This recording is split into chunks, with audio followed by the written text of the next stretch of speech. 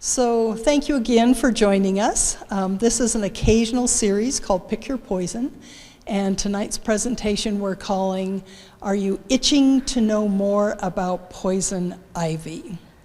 Cat Helms, our presenter, is a forensic chemist, and she is going to be introducing us to poison ivy, which is a common plant throughout Idaho. Not at our elevation here, but once you get down to Shoshone, Twin Falls, Boise, Pocatello, it's pretty common around the waterways especially. So Cat has a bachelor's degree in psychology from Vanderbilt University and in forensic chemistry from Virginia Commonwealth University, where she served as manager of the Forensic Toxicology Laboratory. In 2008, she received a Master of Science degree in molecular medicine from the University of Virginia in Charlottesville. Cat also has significant experience as a science and math tutor and currently owns Cat Does Science, which provides local academic support and study strategies in math and science to middle and high school students. So please join me in welcoming Cat Helms. Thank you, Kristen. Thanks, Sharon. Today we are talking about poison ivy. I don't know how many of you have had experience with it personally. I have. It was a nightmare, so I just thought this would be a really interesting topic to cover. And a bit of a good news is that unlike most of the other topics that we cover, you can actually treat this. So that's exciting. It's really difficult to die from poison ivy, so that is a winner in my book. All right, so without further ado, whoops. Uh-oh. Huh? Sorry. What'd I do? Step in our setup was missing. Uh-oh. There you go. Oh, that's why. Wait for it. Gotta have my clicker. Thank you, Kristen. Okay.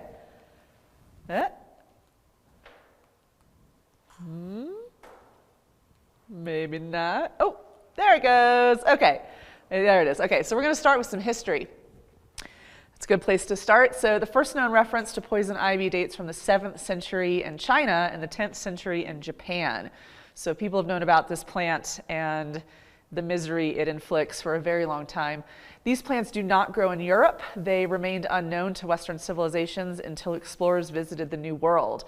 Captain John Smith gave it its common name, poison ivy, because of its resemblance to English ivy. I don't really see it, but that's what the man did, so that's what we're going with. Okay, so poison ivy in pop culture.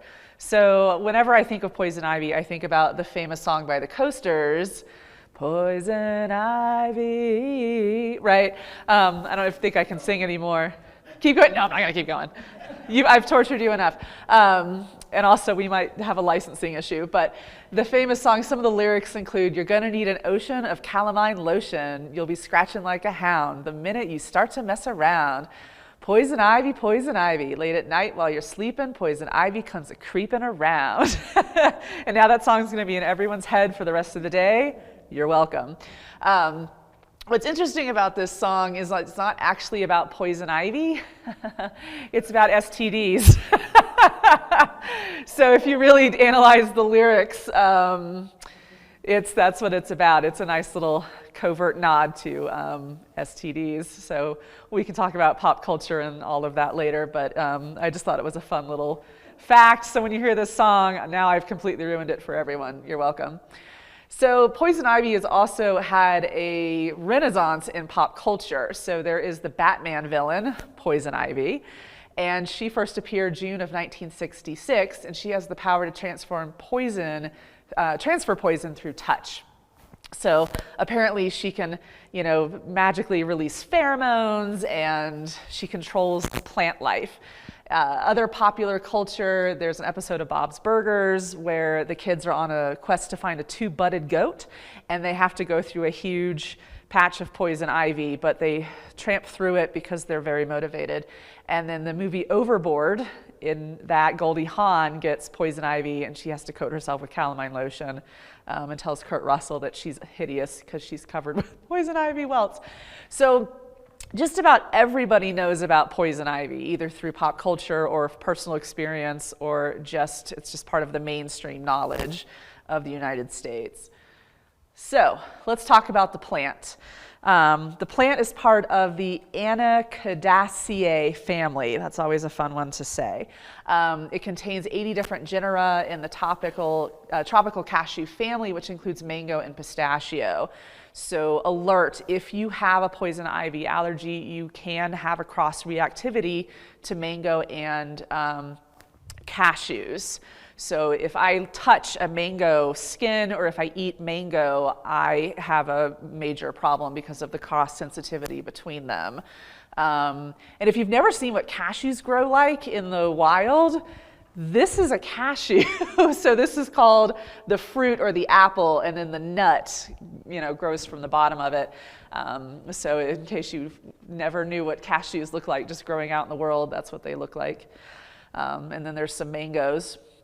My grandmother had a huge mango tree on her property in Florida, and I did not go near it, which is unfortunate because I really used to like mango before it tried to kill me.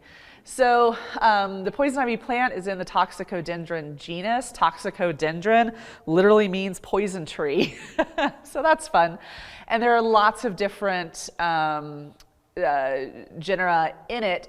So there's eastern poison ivy, western poison oak, eastern poison oak, poison sumac, and the Chinese lacquer tree. So all of these are part of the Toxicodendron genus and can cause not so fun effects. So the genus Toxicodendron is widespread throughout North America, except Alaska and Hawaii. Lucky ducks. We have many regional variations, and they can vary in appearance as well. They prefer lower elevations, are typically found below 1,500 meters. For Americans, that's 5,000 feet. So here in Hailey, Ketchum, we are lucky that we're just outside the range. But as Kristen said, in lower altitudes, this thing grows rampant. And I'm from the East Coast, and this stuff is everywhere. Okay, so identification is key to avoiding this plant. Poison ivy and its relatives are climbers, shrubs, and small trees. They have compound leaves with 3 or more leaflets. Many of us have heard the phrase leaves of 3, let it be, but that's not always 100% reliable. That's just sort of a rule of thumb. The leaves do change from green to red in the fall. They're actually quite beautiful plants, and all parts of the plant contain the toxin. So don't touch. Okay, so the differences between poison ivy, poison sumac, and poison oak. Poison ivy, the 3 leaves, not the 5 that connect to the stem of the plant. No thorns. It grows as a vine or a shrub. And the leaves can also be red, green, or even slightly yellow tinge to them. Poison sumac is a small tree or a shrub in wet climate. It's got these red stems. So I remember hiking and thinking, oh man, I've got 3 leaves. I've got red stems. I can't touch anything. So it has 9 to 13 leaflets per stem and parallel rows of upward growing leaves. And then there's poison oak. 3 leaves, again, that connect to a single stem. It looks like oak tree limbs, no thorns. And the leaf groups grow in the same pattern as poison ivy in this 3 at the end. So yeah, all of these are part of Toxicodendron, but I'm only talking about poison ivy for this particular talk, but you can extrapolate. So let's talk about Arushiol. So Arushiol is actually the toxin. It's a series of toxins. It's an oil. And Riko Majama was Japan's first organic chemist, and he was brilliant. And he determined that Arushiol was the chemical irritant in the Chinese lacquer tree, which is Toxicodendron. It's a type of alkyl catechol. I'll talk more about that later. It can polymerize into a hard glossy coating, and so a lot of Chinese dishware, vases, little boxes and things like that have an Arushiol lacquer. And it has this black, when it oxidizes, when it comes in contact with oxygen and you paint it, it becomes this beautiful black lacquer. And yes, it is gorgeous. However, people who work with this are susceptible to having the reaction to the Arushiol toxin. So yes, it's beautiful, but at a price. Okay, so let's talk about Arushiol. So there's two types of allergic oleoresins found in some members of the Anacardiaceae family. That's a tough sentence. They're called alkyl catechol and alkyresorcinols. And Arushiol is a mixture of the alkyl catechols. So an oleoresin, in case you're wondering what that is a semi-solid extract composed of resin and essential or fatty oils obtained by evaporation of solvent. And this is believed to be an antimicrobial defense for the plant. It's not like poison ivy is like, I'm coming for you. It just happens to be a byproduct that is antimicrobial that we have a very particular strong reaction to. So in case you're wondering what an alkyl catechol is, the alkyl is the hydrocarbon group that is substituted on the C3 position right here. So this is an R group. This is carbon number 3, carbon 1, 2, 3. So when you vary the R position, the C3 position on the catechol, you start having some fun stuff. So these lipophilic hydrocarbon chains can have 15 to 17 carbon atoms and can be saturated or unsaturated. And the exact composition of the mixture varies by plant. So this is your basic structure, this benzene ring with 2 alcohols on it. The carbon 3 R group, that's what makes the different components of Arushiol. You didn't know you were getting organic chemistry today, did you? But there it is. Okay, so here are the different structures. So again, remember you've got the catechol, this guy here, and then these alkyl groups that are hanging off of it. And so there's lots of different combinations. This is just a sample of the most prevalent ones that are found. I actually think they're beautiful molecules and they're surprisingly simple. So the fact that something this simple can cause such a reaction is really interesting to me anyway. Okay, so the structure of these molecules allows them to penetrate the skin and survive on surfaces for months to years. The likelihood and severity of the allergic reaction is dependent on the degree of unsaturation of the hydrocarbon chain. So when we talk about saturation of a hydrocarbon chain, we're talking about how many hydrogens are hanging out on it. So something like this at the very top is saturated because every carbon is completely full up with hydrogens on it. Something like this is unsaturated because this is a carbon-carbon double bond and you don't have excess hydrogens all around it. So again, organic chemistry beyond the scope of most people want to learn, but I love it. So the more double bonds you have, the worse reaction you have. The longer the side chains, the worse reaction you're going to have. So again, back to this guy, this is more likely to give you a really, really bad day versus that. So, and I'm not going to name the names of them because it will make everyone want to pull their hair out and run away screaming. So there it is, Arushiol. So Arushiol is found in all parts of the plant and the sap. After injury to the plant or in late fall, the sap leaks to the surface of the plant. The sap is colorless or slightly yellow, oily resin. And the oil attaches to smoke particles if you burn it, and it can also attach to the fur of animals, which is why it's really dangerous to be around when someone's burning a pile of poison ivy, because the oil will travel on the particulates and you will breathe it in and you will have a really bad time.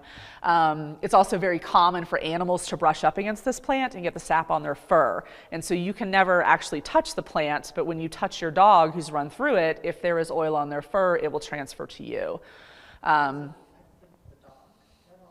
No, so Sharon asked if it affected the animals at all. No, it does not. Lucky, right? So the dog is just having a good old time. You know, like deer will eat this. And it's really beneficial for birds as well. The little fruit that it produces is really high in fats but low in sugars. And so when birds migrate, this is an excellent source of food for them. And so, you know. So humans are mainly? Yes. So yeah, so Sharon asked if humans are the main target, and I would say yes, and it's because of the special way that our immune system works. That's an excellent question. I know you're like, how come my dog never breaks out in this horrible high-B rash? They don't have the same immune components that we do. So yeah, it's just one of those unfortunate coincidences. Yeah. So the sap is very quickly absorbed by the skin, and as little as 2 milligrams can cause a reaction. So again, we're going to go back to the chemistry of this thing. This is what's called hydrophilic. It likes to be around water because these are very polar molecules and bonds. This is very hydrophobic, and especially these hydrocarbon chains are very hydrophobic. And so you've got this lipid tail and a very water-soluble head, essentially. So it's very easy for this to get into your skin. It's also a small molecule, which, you know, that's a bummer, but also that's what makes it work. So Arushiol is very different from other toxins that we've discussed. It's not a true poison. It's a potent allergen that causes a hypersensitivity reaction. So toxicodendron dermatitis is the most common cause of allergic dermatitis in North America. So 20% of people on this planet are not allergic to Arushiol, and I want to find them and hurt them. 80% of the population is sensitive to it, and 25% of these sensitive people have a very strong response. That is me. I joke that if I even look at poison ivy, I'm going to break out in a rash because that's how sensitive I am to it.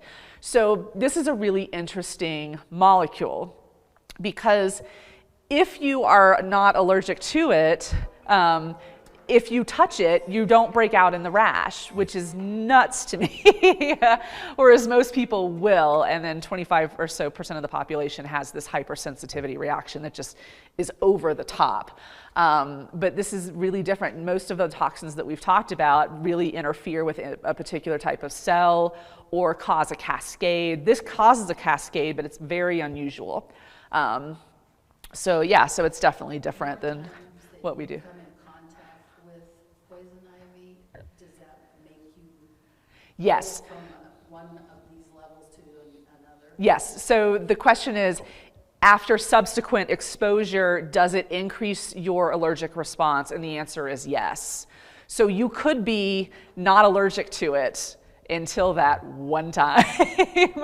So, and this is called a type 4 hypersensitivity reaction, and we'll talk about other ones that are that same thing, where you could, you know, roll around in poison ivy your whole life, and then you touch it this one time, and it's over for you. So, yeah, there's 4 types of hypersensitivity reaction we're going to focus on, literally type 4.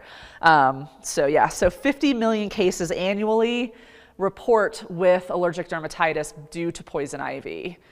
That's a lot. And I'm one of them. Ha ha ha. Is that mainly in North America? Yes, these are North American statistics. Yep. That's the main reporting agency for this type of allergic dermatitis. So what does exposure do? If you've never had poison ivy, I'll explain it to you. If you've had it, you're about to have some horrible flashbacks, and I apologize. So following first-time exposure, the symptoms can actually take 10 to 14 days to develop and are relatively mild. So the question was, you know, if you touch it, does it get worse every time? The answer is yes.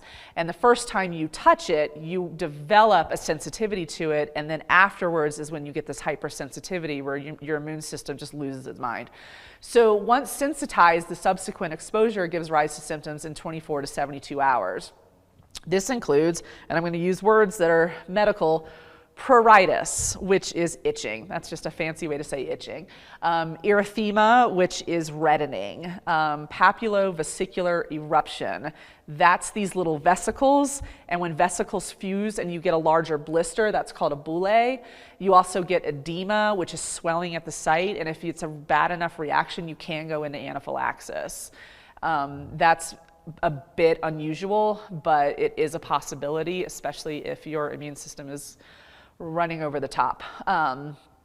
So I have, several personal experiences with poison ivy, but one of them, I had been sensitized very young, and when I was living in Virginia, I went fishing and I tripped over a tree root and I fell, and I was wearing long pants at the time, and I went home and I washed the pants, and then I started getting this itch on my leg, and it turned out to be poison ivy.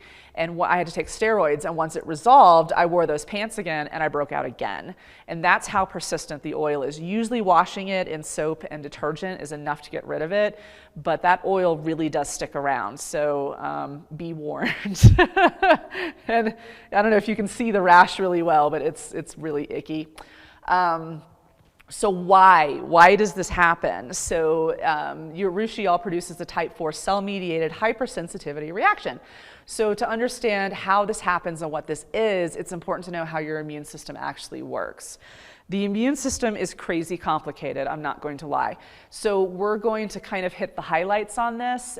Feel free to go get something to drink if you feel this is going to be over your head, or you can read the book Immune.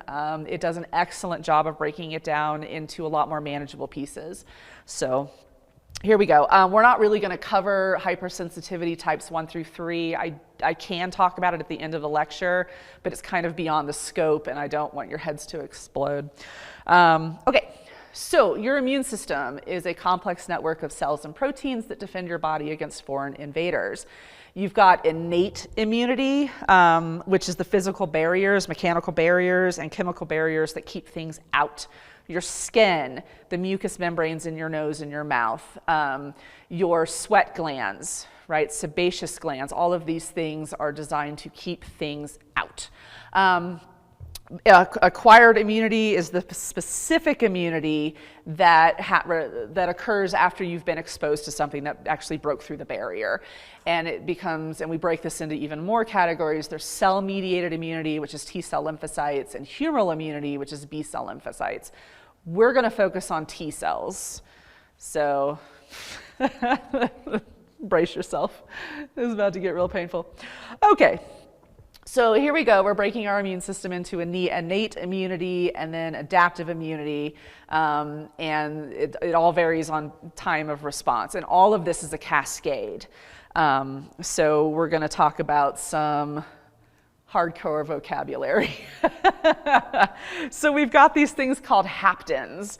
And a hapten is formed when a molecule like Arushiol binds with a protein, and it creates what's called a hapten. And the hapten, that combination it signals your immune cells that we have a problem. So if you've got, I love hand gestures when I describe this. So you've got Arushiol over here, it gets into the skin, and then you've got hapten, which is a small protein molecule, and it holds onto it and then starts waving going, we have a problem, come and fix this. So that's the point of a hapten. It's just to say, it's to bind onto something that shouldn't be there and say, this shouldn't be here. Okay. And then we've got, so I'm just going to go through it. So you've got basophils. I'm going to go back here. So basophils, this is part of your innate immunity. These secrete proteins that promote inflammation. So, yep. Eosinophils do undergo what's called phagocytosis. That means to eat things. And so these are cells that engulf things that shouldn't be there. So they come along like Pac-Man and engulf it, so they phagocytose it. You've got neutrophils. These also undergo phagocytosis, and these are your first responders. You have mast cells that produce histamine. A lot of us are familiar with histamine responses, especially since the rabbit rush is blooming, and I've got a histamine response to that. So these also cause vasodilation, which is the widening of your blood cells, the blood vessels, so that you can actually get more immune cells and platelets and whatnot to the area in case you need them. Natural killer cells, NKCs, right there, if you can see it, whoop, that guy. So these are just a type of lymphocyte. Lymphocytes, in case you're wondering, because I keep saying the word lymphocyte, literally means white blood cell. So it's a lymphocyte. And they're involved in acquired immunity. You've got macrophages, which literally means large mouth. And these also undergo, these do phagocytosis as well. Because if you can engulf what's causing the problem, it hopefully won't cause the problem anymore. Dendritic cells are what are also called antigen-presenting cells. Move over here. And dendritic cells are similar to a hapten, but they're a cell as opposed to a protein. And they hold up the offending agent and go, we have a problem, come and fix this. So that's an antigen-presenting cell. An antigen is just anything that doesn't belong, it shouldn't be there. So anything that triggers an immune response is an antigen. You've got B cells that produce antibodies. They're produced in bone marrow. You have T cells, and these destroy infected cells and send signals that direct other immune cells. It's a beautiful dance. It's quite impressive. I'll try and wrap up with the vocab. Antigen is a substance that produces an immune response. Langerhans cells, that's fun to say, are a very specific type of antigen-presenting cell in the epidermis of your skin. So Langerhans cells play a huge part in any type of dermatitis, especially for Arushiol exposure. You have cytokines. These are substances that are secreted by immune cells that tell other cells what to do. You have macrophages. I've already covered those that do phagocytosis, so they eat things. And then neutrophils, which are a type of leukocytic first line of defense. So I'm not expecting anyone to remember anything that I just said. But if you remember some of it, the next slide is not going to be nearly as terrifying. Okay. Because this one's pretty terrifying. So I keep talking about a cascade, and anytime you have an immune response, it is a cascade. Something happens, and then all sorts of other things happen that tell even more things to happen, and it just gets more complicated.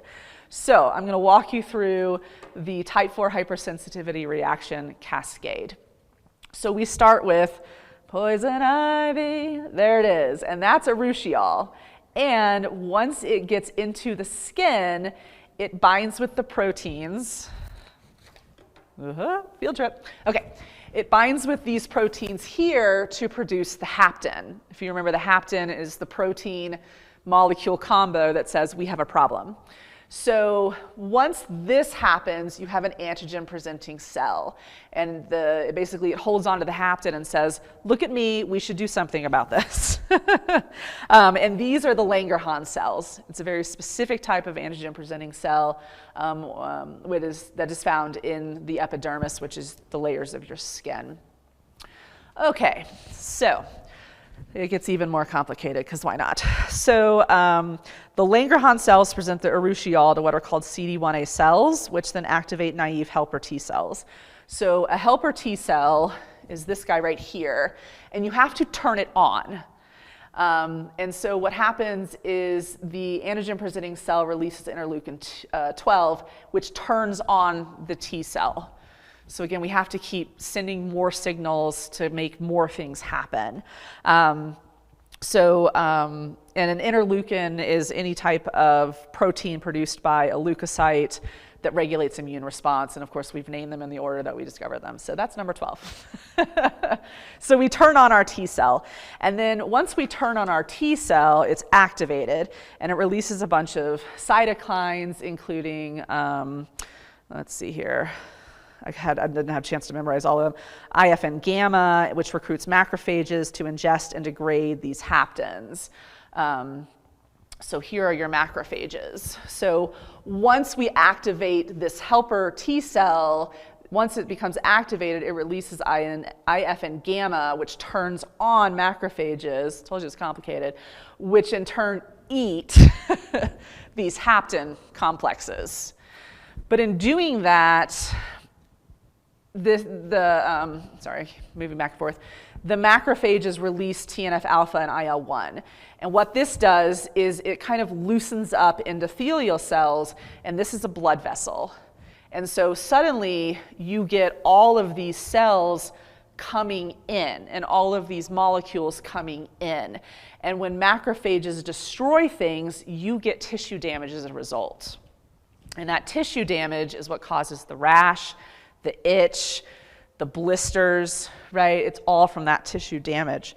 Okay, so going back to our helper T cells, the antigen-presenting cells also end up releasing IL-6, interleukin-6, which differentiates helper Ts to what are called Th17 cells that recruit neutrophils that even exacerbate and continue this inflammatory response. So again, it's just blowing up and blowing up and blowing up. And all of these cells are responding, and your tissues are very unhappy with this.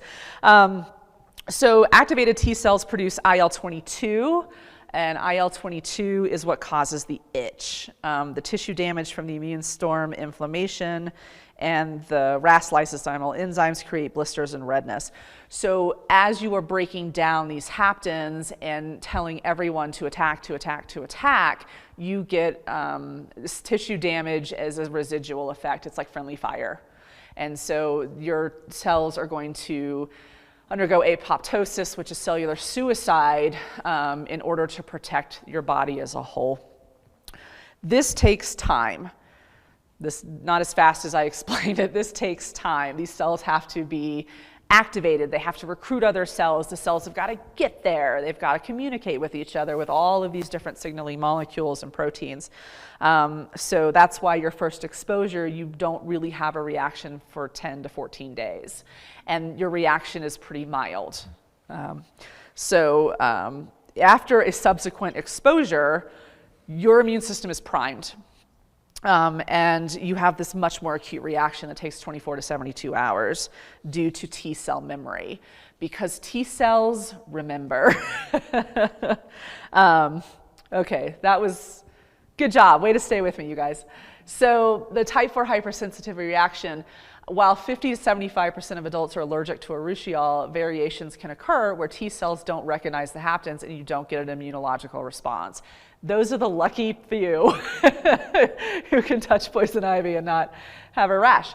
The activation of the T cells on initial exposure results in the production of what are called CD4 and CD8 T cells. These are sensitive to Urushiol and they remember. And so the next time you get exposed, the immune response is even more robust, even more over the top, and it will continue that way. Okay, so there are other type 4 hypersensitivity reactions. Type 1 diabetes is a type. So cytotoxic T cells target beta cells of the pancreas. That's type 1 diabetes. It is a type of type 4 hypersensitivity reaction. Rheumatoid arthritis. This is where cytotoxic T cells target joint tissue. And a cytotoxic T cell is exactly what it sounds like. It is a T cell that destroys cells. Cytotoxic, so toxic to cells, and it's a T cell. Hashimoto's disease. This is where cytotoxic T cells target your thyroid follicular cells. Graft rejections. This is where cytotoxic T cells target graft cells. And tuberculosis testing. So if you've ever had a TB test, you are looking at a type 4 hypersensitivity reaction, which is a little bit unusual, but that's how we do it. How do you treat this? Okay.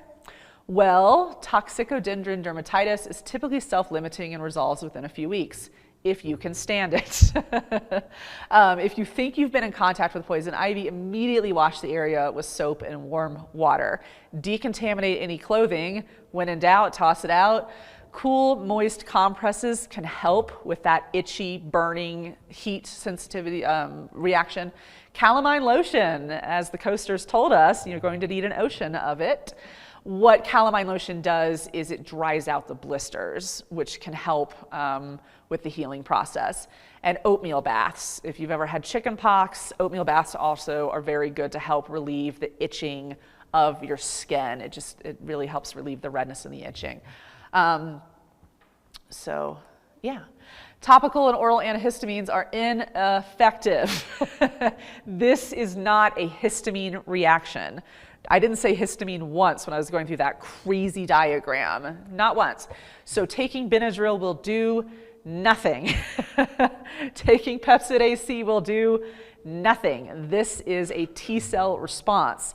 You can take the Benadryl because it does cause you to be a little bit sleepy. So if you just cannot stand it, you can take some Benadryl, but be aware it will do nothing for the itch, for the pain. Use moderate to high dose topical or systemic corticosteroids before the appearance of the papules or vesicles. So steroids are the way to go, because what steroids do is they basically put a brake on your immune system. So if you think that you're going to have a reaction to poison ivy, or you're in the beginning stages, even if you're in the middle or late stages, hit it with steroids. Yes? Could you give an example of a high-dose topical or systemic Corticosteroid. So Kristen was wondering if I could give an example of a topical or systemic corticosteroids.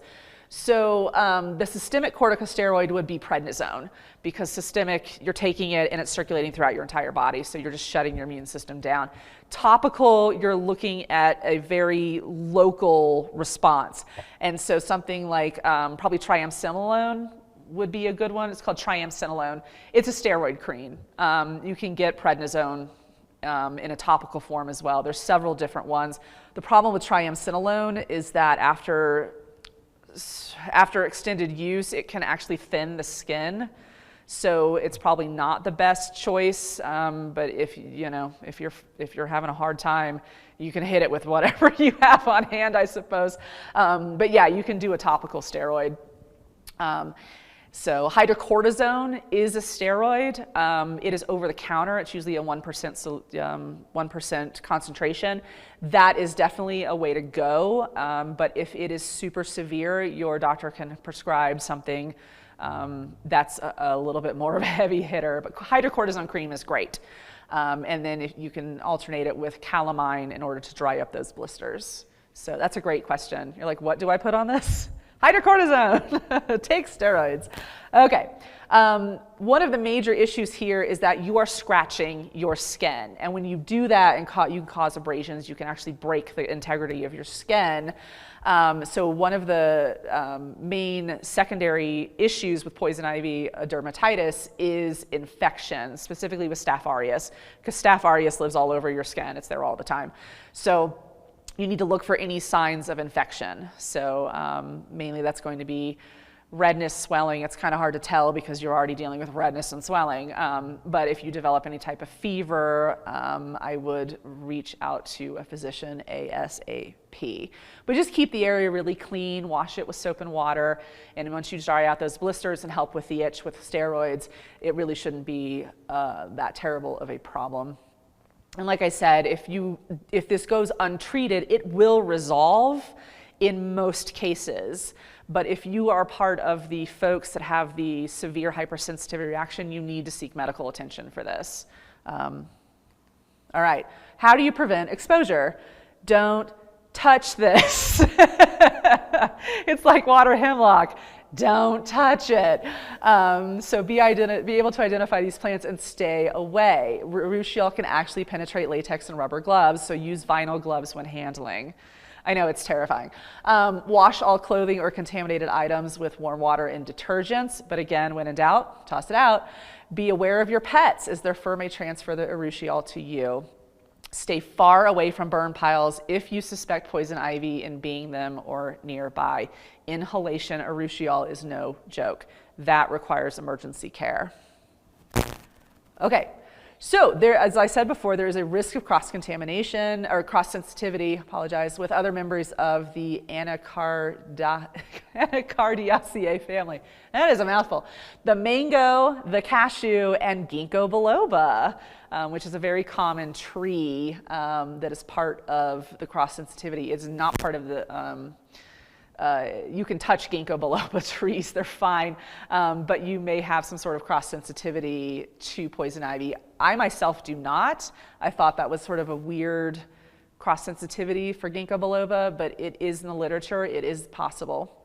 So if you remember, the R groups have the side chain off of that catechol. So we've got, again, the benzene ring with the two alcohols. These are the possible R groups that are found in mangoes. This is the most common one in Arushiol. And you can see how similar they are. And that's why the cross-sensitivity can occur. The haptens will bind to it and your immune system will freak out. And then there's also cashew. In order to create delicious snackable cashews, folks have to pick them from that little apple fruit, and then you have to roast them, which involves putting them in close contact with flames, which releases Arushiol oil. So the process of creating snackable cashews is actually very dangerous. So a lot of people don't think about it when they're eating their beer nuts. But yes, Kristen has a question. I do. So I buy raw cashews. Okay. Have they been treated in any way? They have. Oh, sorry, the question. The question is, if you eat raw cashews, have they been treated in a way that you will not have Arushiol exposure? Generally, yes. I think raw cashews are fine. They've been treated in a way that the oil that you will come in contact with is minimal. But again, if you have a sensitivity to poison ivy, it's very real that you will have a sensitivity to cashews. I can't eat poison ivy. No one should. I can't eat cashews. I cannot eat mango. It causes a very numbing, tingling sensation in my mouth, and then I can go into anaphylaxis. It closes my throat. So just be aware. But a lot of people can have mango, but they can't touch poison ivy. So it just depends on what your immune system feels like freaking out about. Okay. So is it all bad news? Finally, no, it's not. You can treat this, which is very exciting. A regular course of steroids will help you out. And I read that there is a compound called PDCAPB, which is being looked at as a potential vaccine, which would help so many of us out. I'm not going to read the name of it. Actually, I will, because it's fun. 3-pentadecyl 1,2-phenylene bis 4,4-aminophenyl butanoate. And that's what the PDCAPD stands for. It's still a tough acronym though. So it would need to be administered every 2 years to be effective. It's currently phase 1 clinical trials. So this is the molecule right here. This is PDCAPB. So there it is.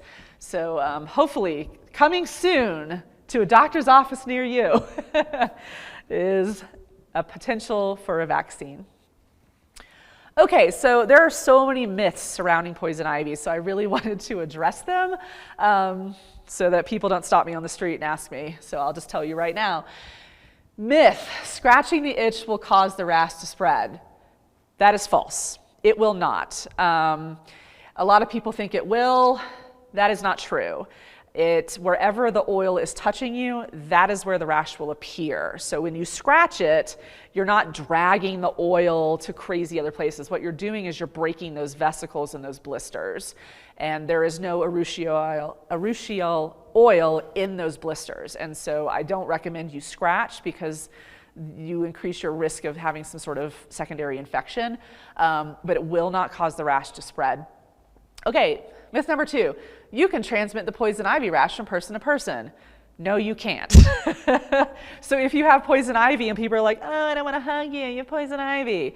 Well, they're missing out on a good hug because you cannot transmit it. You have to be in direct contact with the oil. And like we said, the oil, it gets absorbed into your skin very quickly.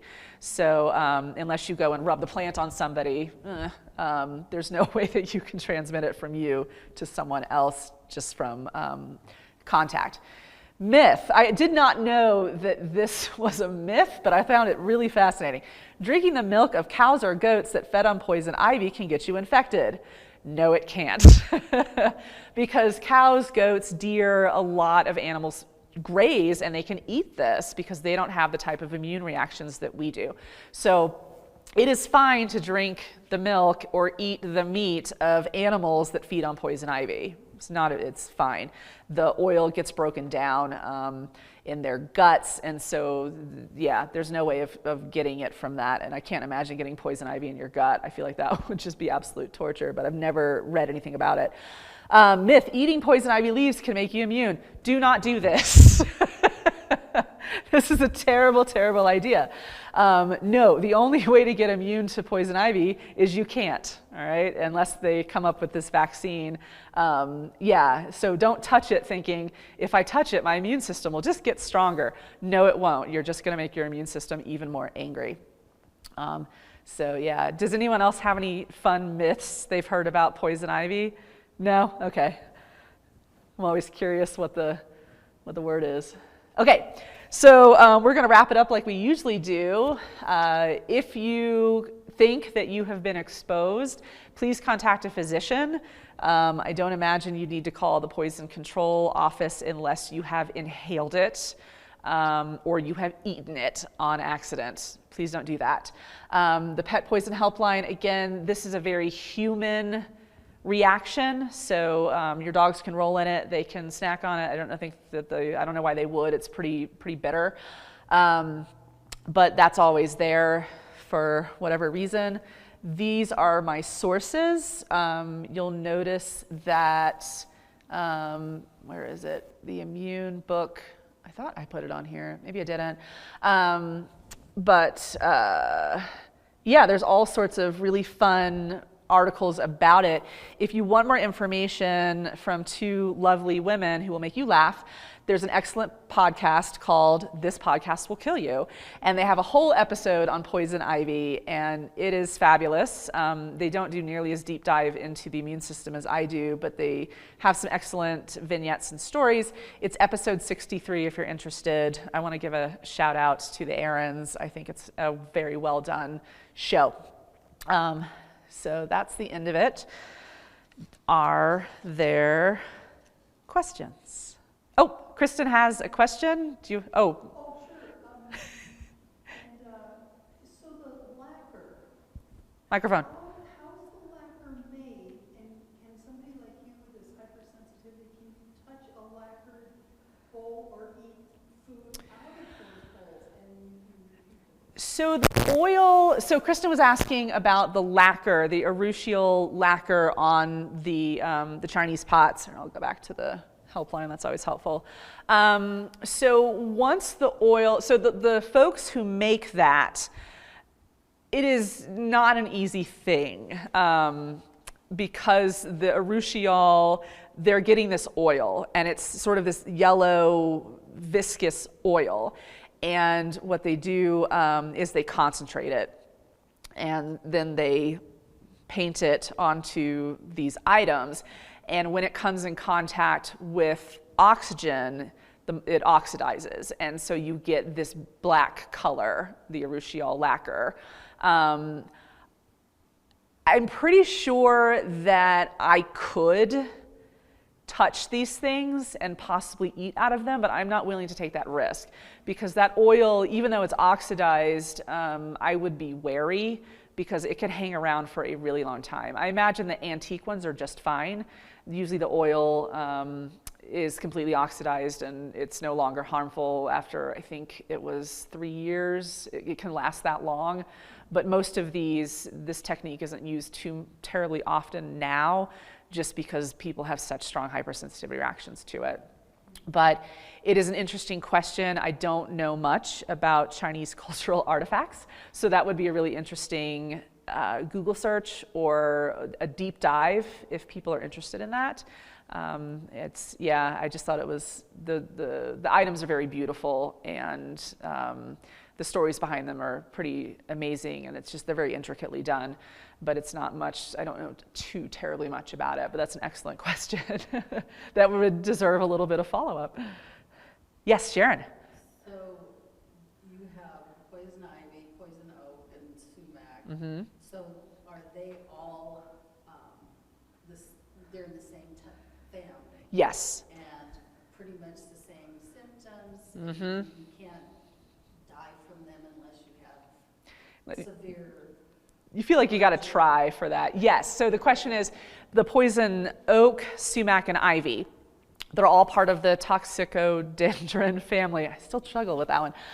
And yes, so they all produce variations on that Arushiol base alkyl catechol molecule. So what's different between them is regional. So we do not have poison sumac here as far as I know. Back east, oh man, that stuff was everywhere. And so a lot of it's regional, and then it varies in Arushiol content, and the molecules are different. So poison ivy from Shoshone could have a different combination of Arushiol molecules than poison ivy like in Virginia or Oregon or anywhere else, but the reaction is always the same. So yeah, does that answer your question, I hope? Okay, that was a good one. Yeah, you're like, they're different plants. Why is it all the same?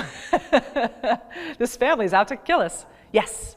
Because again, I've seen it over my head, but I don't. Oh, yeah. It's a lot of pollen. No, I mean, so the question is, how tall can it get? So it depends. It can become tree-like. Most of the time, it's shrub-like, so shrub. And then I've also seen just a carpet as well. Some of it can climb, right? So yes. So that would be oak can climb as well. Poison ivy can climb. It just depends on where you are in the United States. But yeah, it varies in height and bushiness. It depends on altitude, weather conditions, sunlight availability, all of that stuff, and how often people are willing to rip it out. Are you familiar with skunk brush? I am not. So the question is, am I familiar with skunk brush? And I am not. But we have a botanist with us, so. It's called Rus or skunk bush sumac. Okay. And it's in our arboretum by the cemetery. Okay. If you want to see what it looks like, it really does. The leaves of 3 are really obvious. Okay. So it's something that you might want to. Yeah, I'll take a peek at it. Yeah, because there's a lot. Every time I hike, I'm always keyed into leaves of 3. And most of the time it's not poison ivy, but I'm so hyper aware. You know, like I'll see a small maple tree growing up out of the brush and I see 3 leaves, I'm like, not touching it. I'm just so paranoid of misidentifying it. So I err on the side of caution, but. You ought to join our little club then. I know, so I can identify it better. Ooh. But yeah, so I'd be interested to see how that looks in comparison to the traditional poison ivy, the poison sumac, where the leaves of 3 are at the end, and then the poison oak, which it looks like an oak tree, and so it's pretty insidious. But again, these plants are not out to destroy humanity. So I keep wanting to reiterate that. They play a very important role in ecology in terms of being a food source for several animals, and also I mentioned that the little berries that it produces, the little fruits, are excellent for migrating birds. They're really high in lipids, and so migrating birds really need those fat stores in order to make it on their destination. And so, yeah, it's a pretty high density lipid fruit, and so yeah, these are very important. So if you see them, just leave them alone. Please don't feel that you have to rip them out. So if you were trying to get rid of poison ivy, you can't burn it. No. So what do you just try to dig it up and bury it? Or? There's brush killer sprays if you want. There is. Okay. So the question was, if you have this and it is a menace in your yard and you're hypersensitive to it, what do you do? So when I was living in Virginia, in the back corner of my yard, there was a huge pile of poison ivy. And I knew not to touch it, but I also had pets. And so I thought, oh dear. So yes, there is brush killer that you can put on it to get rid of it. But be very careful when you're collecting it, because again, it goes through latex gloves. So you're gonna need, I can't remember what I said it was. It was vinyl, thank you, yeah. So you're gonna need special gloves in order to handle it if you are sensitive to it. And I would bag it. Do not burn it, because even once you rip it out, the oil will stay in it. And if you try and dig it out, if you damage the leaves and stems, it releases more oil. And so you just have to be very, very careful. So the thing to do, as you said, would be to spray it, wait for it to die, rake it into bags. Or you let it overwinter And you could overwin it. I mean, lose their Yeah. toxicity by that time, maybe. Yeah, it'll hold on for a while, but Once they decompose, though, they're yeah, once it decomposes, but I would just steer clear of the area, or I would cover it with lots of plastic and mulch or something, just to make sure that the oils are no longer going to be a threat to you. But yeah, that was a tough learning experience having it in the back corner. But yeah, I sprayed it and then covered it with a lot of pine needles and mulch, and made sure the doggos stayed away. I actually fenced it off so they couldn't get back there. I was just super paranoid. But yeah, but again, the plant actually has excellent ecological advantages. But if you are hypersensitive and it is in your yard, I completely understand. I had to do it as well to keep myself from being a lifelong steroid user. So yeah, any other questions? Are we good? I had a friend and his wife, he decided to invite his wife fishing because his fishing buddies didn't want to go. Okay, well. You didn't tell her that probably. But anyway, they went at night, and it was in what they call the Sutter bypass over by Sacramento, I say. Okay. And they were making a campfire, and he was pulling stuff out of the Oh no. No. I hate this story. She ended up in the hospital for a week. Yep. Inhaling smoke. Yeah. And then I've heard of, oh yes, so the story is gentleman going camping with his wife, going fishing, and burning local brush, threw poison ivy on there on accident, and the wife had to go, and she was in the hospital for a week, he said? For a week, yeah, from inhalation. And then, of course, we've all heard the terrible horror story of using poison ivy as toilet paper. So be careful where you squat, all right? We've all heard I don't know if it's an urban legend, but I feel someone out there has done this, and be very careful where you squat in the woods. So I do have notes on the other 3 types of hypersensitivity reactions if people are interested in just hearing what they are. I'm not going to do a deep dive on B cells and T cells and but type 1 is what's called an IgG, antibody-mediated reaction. These are things like insect venom, latex allergies, animal dander, hay fever, asthma, hives, food allergies, not mango, although it could be mango, yeah, eczema and drug allergies like penicillin. So that's what's called that's a type 1. So type 2, this is the RH factor. So if any women have given birth and they know that there is an RH discrepancy between their blood type and their fetus and or child's blood type, that is a type 2 hypersensitivity reaction that can actually be fatal. So that one is extremely important. Blood transfusions. So if you are given the wrong blood, you will be dead in moments, but that is a type 2 hypersensitivity reaction. Autoimmune hemolytic anemia. So this is when your body breaks down red blood cells as an immune response. So again, type 2. And then Graves' disease. So that's a thyroid issue, but yeah, that's your immune system is attacking your thyroid. Not to be confused with Hashimotos.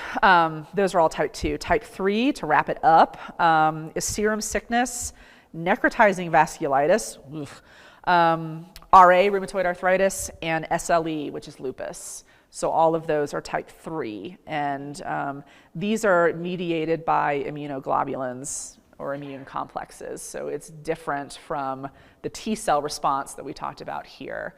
So in case you want a deep dive on the other types of hypersensitivity reactions, I'll give you one. But that's sort of a rundown of what those are. So yeah, all right. Thank you guys, those were great questions. Thank you. For a very complex topic. Thank you, Kat. I am astonished learning how sensitive you are to poison ivy, that you even suggested offering a talk on it. I would have been itching and scratching through the whole I know, now I'm like, oh, I'm itchy. Yeah. I'm gonna go home and lay in an oatmeal bath. It's itchy. Oh, but thanks everybody for coming out and joining us tonight. And thank you so much, Kat, for another informative and always entertaining presentation. You bet. These are super fun and great audience participation. So thank you guys. Great thanks questions. Thanks very much. Good night. All right, bye.